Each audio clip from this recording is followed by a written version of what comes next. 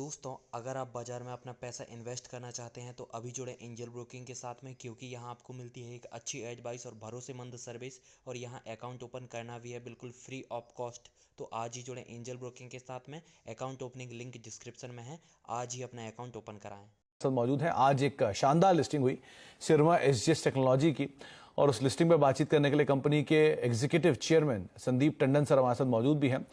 तो sir Tandon sir, पहले तो नमस्कार, स्वागत है कार्यक्रम में और बहुत बहुत शुभकामनाएं एक बढ़िया शानदार लिस्टिंग देखने के लिए। तो इस बढ़िया लिस्टिंग के बाद सबसे पहला सवाल तो यही रहे, कैसी ग्रोथ आप एक्सपेक्ट कर रहे हैं गोइंग फॉरवर्ड इस पूरे सिनेरियो में, और दूसरा जो आपके नए निवेशक आपके साथ जुड़े हैं आज की बढ़िया लिस्टिंग के बाद, उनको आप क्या मैसेज देना चाहेंगे, क्यों कंपनी के ऊपर फोकस करें? हमें पहले तो सबको धन्यवाद करना चाहते हैं कि अब हमारी कंपनी में इतना फेथ डाला आप सबने, इन्वेस्टर्स ने। ग्रोथ में ये इंडस्ट्री ना बहुत इंटरेस्टिंग प्लेस पे है, जियोपॉलिटिकल रीजंस के लिए पूरी इंडिया पे बहुत अटेंशन है, और पूरी इंडस्ट्री का ग्रोथ रेट आपने देखा होगा 40% के करीब एनुअलाइज हो सकता है। हमारी ये विश है कि हम उतना तो फॉलो अप करें, पर बहुत डिमांड इंडिया की बढ़ गई है as a supplier to global as well as for Indian needs. तो वो बहुत गवर्नमेंट का भी सपोर्ट है और कस्टमर्स का भी सपोर्ट है इस एरिया में।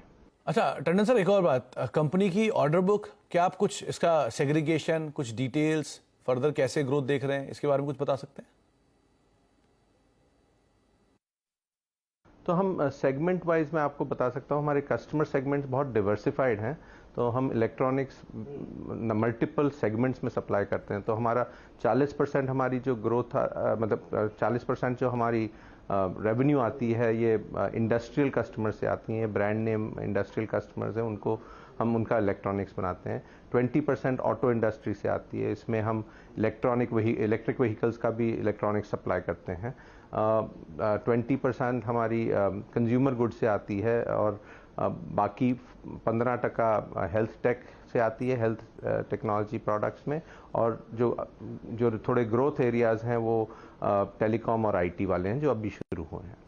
अच्छा सर, केपेक्स के ऊपर क्या आपने प्लान्स ईयरमार्क कर रखे हैं, जो आईपीओ के बाद अब केपेक्स कंपनी कैसे देखने वाली है, और साथ साथ कैसे इसको आप गोइंग फॉरवर्ड एग्जीक्यूट करेंगे?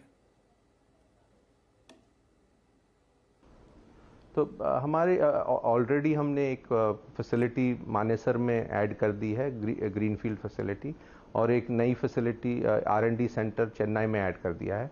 ये दोनों हमने इसी साल में शुरू किए हैं। और जो आईपीओ से फंड्स आ रहे हैं वो हम 18 से 30 महीने में डिप्लॉय करेंगे, और वो मेनली ग्रीनफील्ड और ब्राउनफील्ड एक्सपेंशन के लिए हैं। तो 500 करोड़ हमने ईयर मार्क किया है कैपिटल एक्सपेंशन के लिए, that is R&D centre plus facilities that are greenfield और ब्राउनफील्ड दोनों। अच्छा एक और चीज सर, क्या कोई नया सेगमेंट जिसके ऊपर आप फोकस कर रहे हो, या कोई एक्विजिशन जहां प्लान कर रहे हो आने वाले समय के लिए? बहुत अच्छा क्वेश्चन है आपका ये। तो इसमें क्या एक एरिया हमारी जो स्ट्रेंथ है ये है इसमें, जिसे कहते हैं IoT, इंटरनेट ऑफ थिंग्स, जो एक मशीन को दूसरी मशीन से केपेबल करता है। तो उसमें हमारे बहुत टेक्निकल स्ट्रेंथ हैं। तो हम देख रहे हैं अक्रॉस सेगमेंट ना, तो कस्टमर्स को उसकी रिक्वायरमेंट है कि अपने प्रोडक्ट्स में इंटेलिजेंस ऐड करने के लिए, तो वो हम देख रहे हैं उसकी रिक्वायरमेंट क्रॉस सेगमेंट हो रही है। और ऑल्सो जो आजकल मतलब लाइंस जो होती ब्लर होती जाती हैं, जो टेलीकॉम, आईटी और कंज्यूमर सब एक जैसे हो रहे हैं, तो वो ऑलरेडी हो रहा है, उनमें से काफ़ी इंटरेस्ट आ रहा है।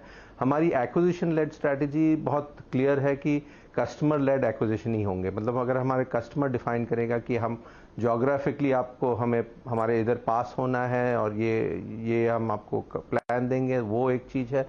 या फिर हम चाहते हैं कि आप ये टेक्नोलॉजी अपने कैपेबिलिटी में ऐड करिए, तो वो एक चीज़ है। तो दोनों एक्विजिशन होगी कस्टमर लेड डिसीजन होगा, not plane accretive revenue wise नहीं करेंगे हम, वेरी कस्टमर फोकस करके ग्रोथ होगी उसमें। अच्छा सर, एक और चीज, क्योंकि लास्ट क्वार्टर में मेजरली सभी प्लेयर्स में एक इनपुट कॉस्ट का इम्पैक्ट रहा था, तो आप पे भी ऑब्वियसली एक इम्पैक्ट आया होगा।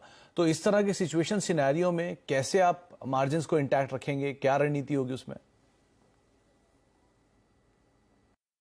हम हमेशा ना पिछले 2 साल तो इन्वेंट्री के चैलेंजेस ही बहुत थे, बिकॉज सप्लाई चेन इतनी डिस्टर्ब थी, तो कई जगह पे हम मतलब कस्टमर्स को डिसपॉइंट नहीं करना चाहते, तो हम इन्वेंट्री ज़्यादा प्लान कर रहे थे। उसमें मार्जिन प्रेशर आ जाता है, प्रोडक्टिविटी प्रेशर आता है, क्योंकि प्रोडक्शन भी आप पूरी तरह नहीं रन कर पाते जिस तरह, क्योंकि सप्लाई चेन बहुत डिस्टर्ब थी।